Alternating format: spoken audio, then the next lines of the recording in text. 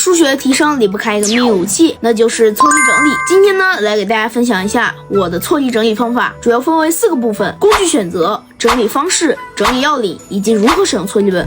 错题整理工具，我用的工具有裁纸器、错题打印机、点点胶、多孔打孔器，还有错题本。错题本主要选择这种活页本，可以随时粘页，方便我们将同类错题整理到一起。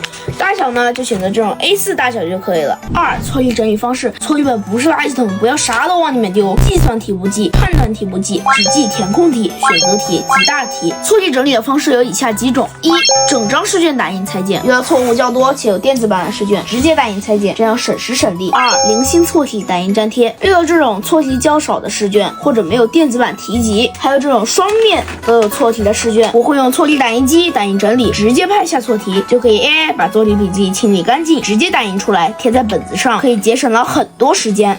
错题整理要领，一页只贴1道题，关键要领：我们写正确答案，一定要写解题思路，解题思路比答案更重要。用灵魂3画法旁批错音：为啥错？是知识点漏洞，还是解题步骤跳太快？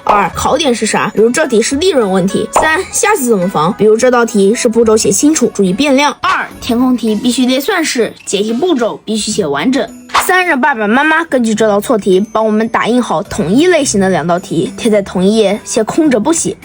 错题分类集中整理好，每类错题前面留一页空白纸，把自己这类错题频繁出错的规律用红笔总结出来。